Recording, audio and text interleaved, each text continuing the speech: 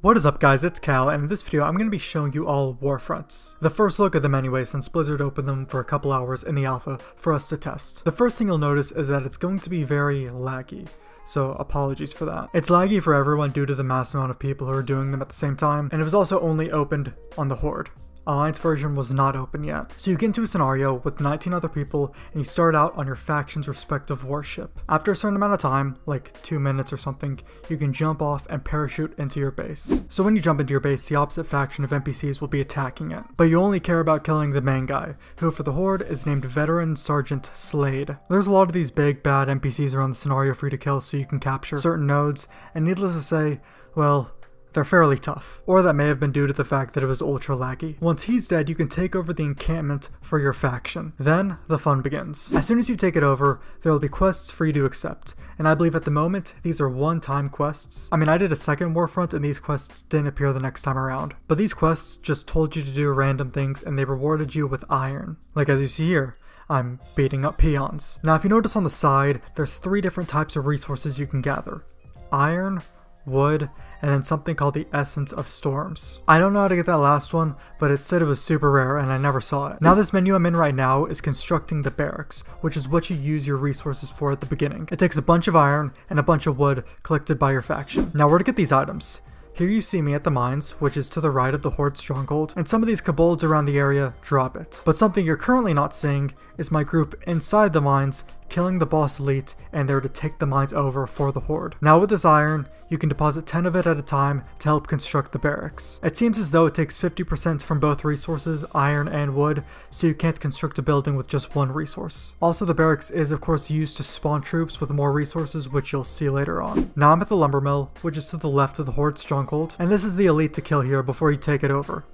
Lumbering Leo. Now with the lumber mill taken over, you can actually get this axe there to chop down trees for wood resource, but I didn't notice that my first time around. But with the mines taken over, this chest inside of our stronghold will accumulate iron for us to just take, almost like the garrison resource box. Now at this point our base has started to become overrun, so I just thought, you know what, screw it, and I left to check out one of the other nodes on the map. This one seemed to lead to some Wildhammer Shaman casting something on a fire elemental, and I knew that I would die if I even tried attempting this, so I left. And then I went back into our base. So this is what losing looks like, guys. Once your base is overrun like this, it's pretty much game over. The way of avoiding this is to not spend so much time at the mines and lumber mill and take the alliance nodes around your base and slowly kill the alliance troops heading towards your base that you can see on the map, all before they get piled up in your base, resulting in a loss. Now how to lose this exactly? If you see on the side, Rokon's health bar. He's the leader of the Horde in this scenario. I think Terralion is the leader of the Alliance. I'm just assuming because he kept yelling things throughout the scenario. But if his health reaches 0, it's a loss. Now, second time's a charm.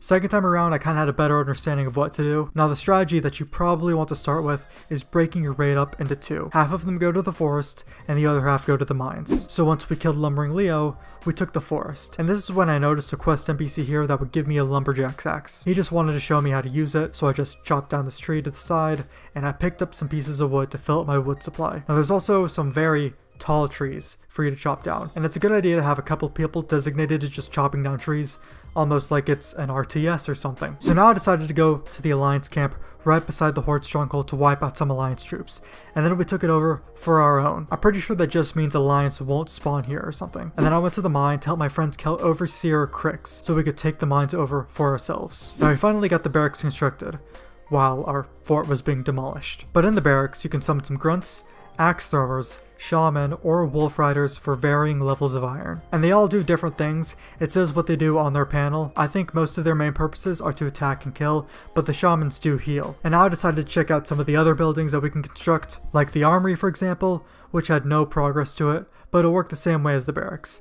I needed iron and wood. Now regardless of what you see right now on the screen, this match I definitely did better in. I finally got to see one of the buildings constructed, but that wasn't the end of it. We managed to construct another building called the Altar of Storms, and this building seems to buff you. That's its main purpose at least. You could use 10 iron or 10 wood to get a 10-minute buff called Bristling Power, which increases your damage and healing by 2% and your health by 1%. And this buff does stack up to 10 times. Then you can get Call of the Storm if you're able to find the Essence of the Storms thingy, but as I mentioned, I never found it. But then I saved up enough iron to spawn axe throwers. I didn't want to spawn any puny grunts. I thought that was too easy, so I settled with axe throwers. Now finally we got the war mill, or armory. I don't know, before it said it was called the armory, and then it changed it to the war mill, but we got that constructed. And this will take wood or iron to make the troops that we spawn from the barracks better.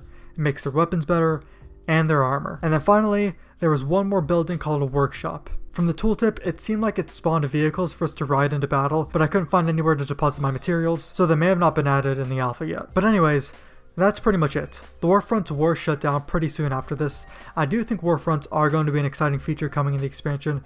It's just a bit sad at how laggy it was, which made it very difficult to play them. I'll probably make another video on Warfronts once they open again, since things will be more fleshed out.